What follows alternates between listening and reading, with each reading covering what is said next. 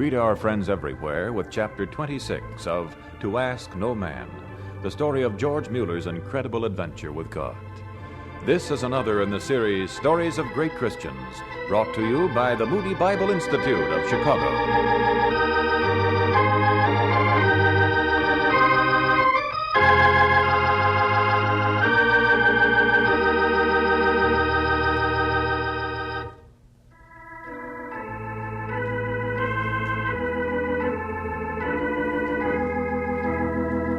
On January 6, 1870, George Mueller dedicated his fifth orphanage. It was by far the largest, and it completed the vast campus of immense brick buildings that covered Bristol's Ashley Downs. At last, George had achieved what he'd been working toward all his life. He could point to something big and say to the world, God did all this because somebody prayed. And he could now house and educate a grand total of 2,000 homeless children. But 1 month later, Mary was dead. Mary, who had worked so pluckily beside him for almost 40 years. George and his daughter Lydia were left alone. Broken-heartedly, George preached Mary's funeral sermon. And a few months later, aware that he was getting no younger, he appointed as his eventual successor his friend Jim Wright. That year, Jim's wife died also. And then, in August 1871, Jim walked into George's study with a strange request. He told George that he had fallen in love with Lydia, and he asked if he might marry her. Jim admitted that both he and Lydia realized that George would be lonely after the marriage, but George interrupted Jim. You and Lydia get married. Right away, as soon as you want. My blessings on you. I couldn't be happier. George, Lydia's going to be so relieved. We know that you're sacrificing when you give her up. Now you be quiet. I'll tell you something that will surprise you. Maybe I won't be so lonely as my daughter who says she knows me so well thinks. What do you mean? I mean that I have been doing some worrying myself about Lydia. Oh, well, for a moment I thought... and I know, George, you always thought that Lydia was lonely. Well, she was, but, well, you don't have to worry anymore. But I don't see what this has to do with... This isn't what I mean. Oh, really? I was worrying how my Lydia would face things when she knew I needed her no more. Didn't need Lydia? I don't understand, George. Jim, for some little time already. I plan, I dream. What you tell me today makes up my mind. Makes up your mind? What are you talking about, George? Jim, I also will marry again. I don't believe it. Too old? Oh, no. Only 65. My wife, she will be much younger. Younger? Just 49. Well, whom? Miss Susanna Grace Sanger. No. You always liked Miss Sanger. Oh, who doesn't? She's one of the most energetic, most dedicated women in Gideon Chapel. But you, her... Just so, Jim. We were feeling sorry for you. God's good to you and me, Jim. Yes, he is. Here were two men, lonely without their companions. Here were two wonderful Christian women. God bless you, Aunt Susanna, George. God bless you and my Lydia, Jim.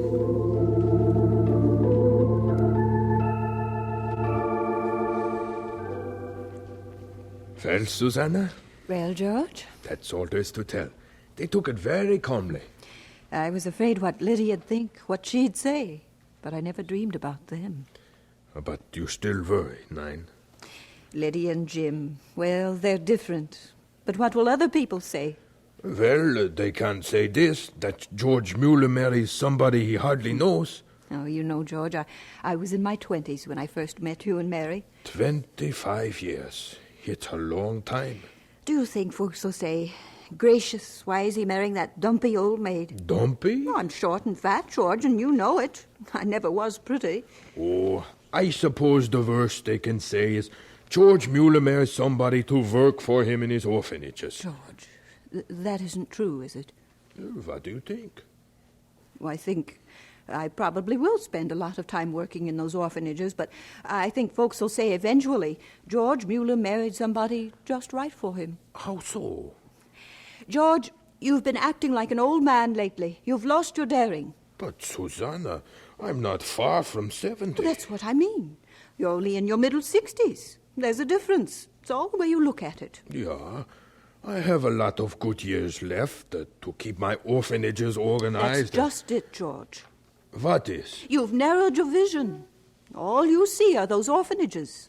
All, but Susanna... There's a lot more to the world's needs than homeless children. Naturally, but my life I've given to them. Why? Why? Yes, why? What made you decide the orphans needed you more than anything else needed you? Because they were here in Bristol, and I was here in Bristol. I knew God put them in my way, and... God put them in your way. Oh, but there was a time when you prayed God would put a mission field in your way. Oh, Susanna, it didn't work out. Do you know No, about it didn't, and so you helped 5,000 orphans or more. But the rest of the world is still there, George, only you've forgotten about it. Forgotten? I've never forgotten. What about the Scriptural Knowledge Institution and the tracts we send all over the world? Go on. I always contributed to missions, heavily. That's the easy way. What? George, you've taken the easy way, and I'm not saying that for years and years you didn't have a real reason to. But those reasons are all gone now. Gone? Gone. Your daughter doesn't need you anymore. The orphanages have plenty of money coming in and a staff that can run things with or without you, and you don't even have a wife's health as an excuse anymore.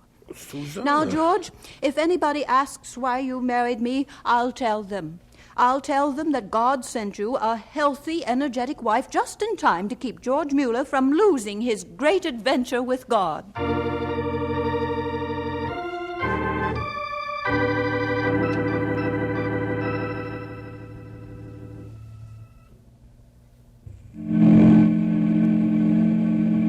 Well, Susanna, there goes England. Tell me, George, how do you feel now? A little like Paul? Yeah, my first missionary journey. 9? 9. Your third. Third? Last year it was Scotland, wasn't it? That was a journey.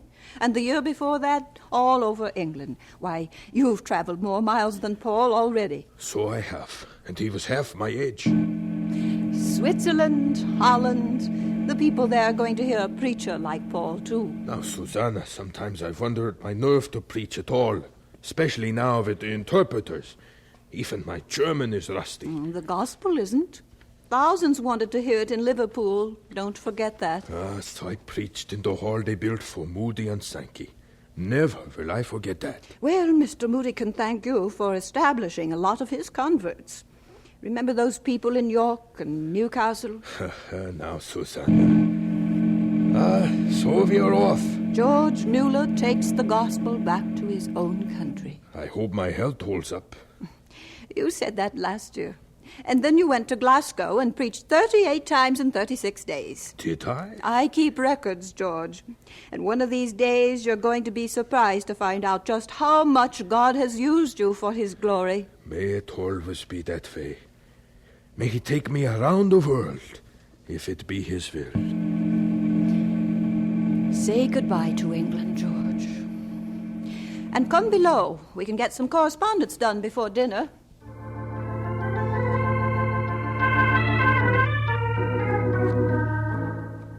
And the next year, 1877... We think it quite an honor, sir, that you'd come this far west. Welcome to Salt Lake City. We've read your books, Mr. Mueller, every word of them. Indeed we have. To bring me here, God grants a dream of a lifetime. Then you will preach to us tonight? Sir, I've preached all the way across the United States, but no place needs the gospel more than Salt Lake City. You couldn't stop me from preaching.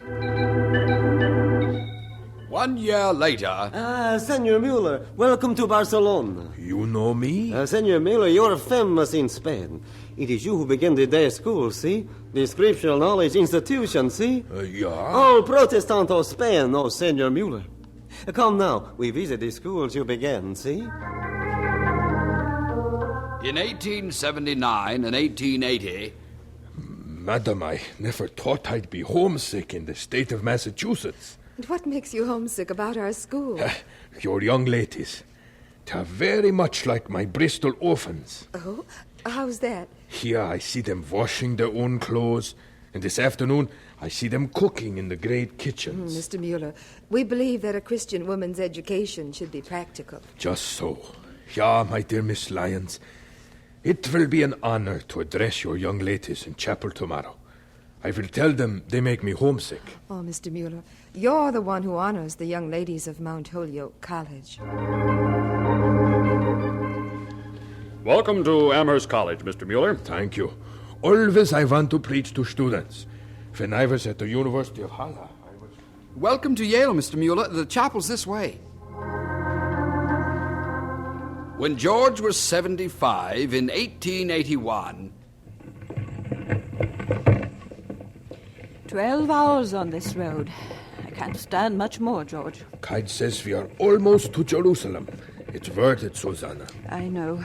Who would have guessed we'd find a German colony at Jaffa? So good to preach in my own tongue again. Sehr gut. Susanna, here's Jerusalem. Look over there. The Mount of Olives. Welcome to St. Petersburg. Rocha says welcome to the minister from Bristol. 1884. India. Preached 19 times in Calcutta. On to Darjeeling.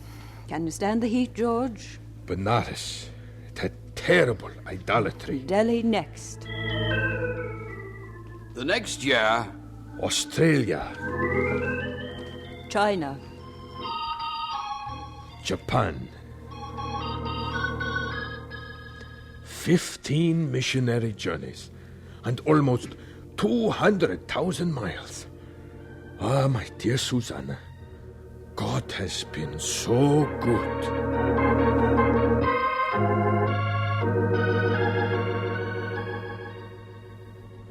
in 1890, George was preaching in Jabalpur, India, when... Letter just come, Sahib. Thank you, boy. What is it, George? Just a post. That's odd. I thought it came. So this is something special. Who's it from? Probably an invitation to preach. It's signed by some missionary in Agra. Oh, well, if that's all. You can't do any more this month, anyway. Susanna, What's wrong? we must go home at once. George, what is it? They tried to reach us at Agra. This missionary got the telegram and he... Who tried to reach us? Jim. Jim. The orphanages. George, No, what? not the orphans. This time it's Lydia. Lydia. What happened? She's dead, Susanna, my daughter. She's dead. But she can't be. She's only a young girl. No, Susanna. Lydia's 58. 58. Not Lydia. The little girl with all the dreams. Not Lydia. Gone. Oh, God, why haven't you taken me? Come, Susanna. We sail for home at once.